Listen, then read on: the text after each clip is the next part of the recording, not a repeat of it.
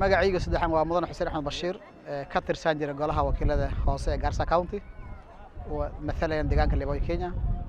xaaladda ay ku jirta maanta Garissa wali hore uma soo marin arrintaas oo ka wado magaaladan gacanta ay ka baxday jiilkii soo kacaya soo koraya ee aan isleeyahay maanta dhalinyarta mustaqbalka noqon lahaa weeyaan ma jiraan maanta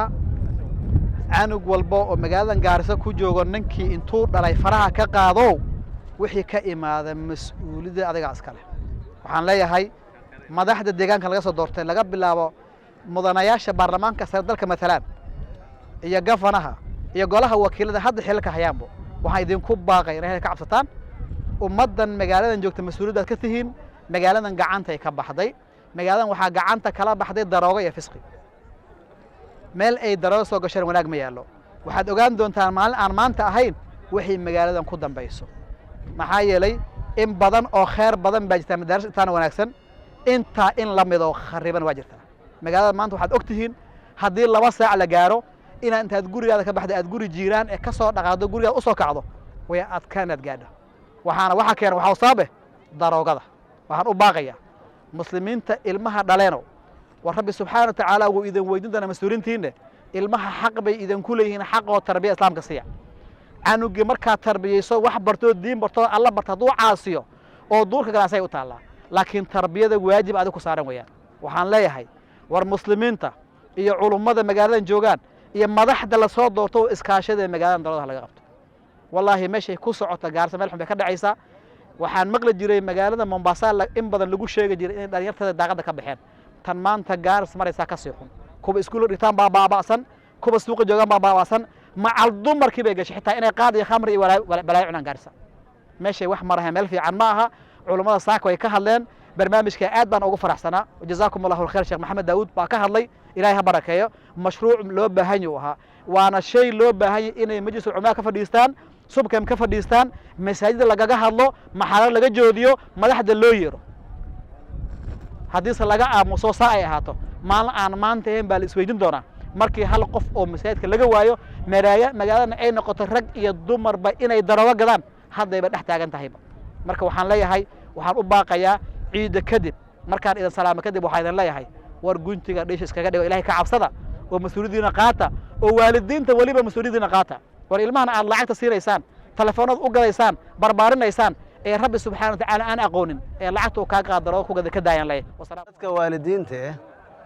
ilmaha dhaleen magaalada Garissa saakana waan ka hadlay haddana waan ku celinhayaa digniin baan u diraynaa waalidow mas'uuliyad baa ku saaran ilaahay subhanahu wa ta'ala quraanka wuxuu ku leeyahay alladina aamanu qu anfusakum wa ahlikum naaran waquuduha an-naas mas'uuliyadda ku saaran waxa way ilmahaada inaad badbaadiso oo naar ka badbaadiso gaal iyo gaal la jireen baa dhar soo dhigteen dhaqamihii reer galbeed maartay wadamahooda ka jireen ayaa la soo dhoofiyay magaaladan dhaqamo fara badan oo ka jirin ayaa maartay lagu faafinhayaa waxa kamid ah in ilmihiina darooga la baray waxa kamid ah ilmihii in akhlaaq xumo khaniisnimo iyo waxyaalo kale lamid la baraayo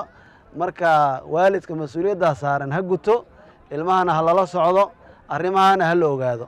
maxaa yeelay annaga haddii aan nahay culimada diinka habeen iyo dharar waan ka hadalnaa laakiin waxaan rabnaa fikradda inay nala qaataan waalidiinta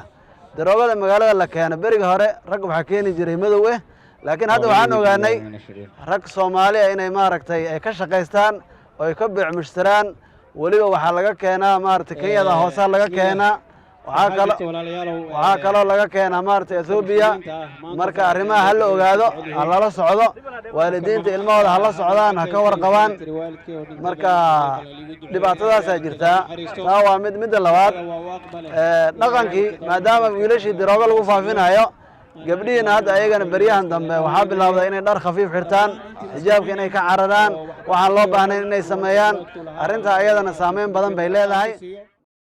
haddii ay xanuuno ku daashadeen xoolana lagaga urursaday hosbitaalo xaaladaada aan waxba ka qaban ka raysa dhammaantood anigaa kuu sidee xarunta caafimaad ee dhammaan bulshada ay u riyaaqday. hosbitaalka Healthgate ee magaalada Nairobi waxa uu diyaar kugu ah dhaqaatiir ay aqoontooda iyo khibradooda sareyso kuwaas oo qaarkood leh takhasus gaar ah halka sidoo kalena lagu diyaariyay dhaqaatiirta takhasuska guud. Healthgate Hospital waxa uu dhameystiran dhammaan adeegyada caafimaad ayadoo qaybta baaritaanka ay yeelaan agabkii ugu dambeeyay oo casriya. isbitaalka waxa uu leeyahay qaybta hooyada iyo dhallaanka taasoo la tacaalaysa hooyada uurka leh ilaa iyo xilliga umilitaanka waxaana caawin doona dhaqaatiir iyo kalkaaliyaal xifradooda ay sareyso. wixii faahfaahin oo intaasi dheeraada kala xiriir nambarada shaashada kaga muuqda. haddaba horay u gaar hosbitaalka Healthgate Hospital.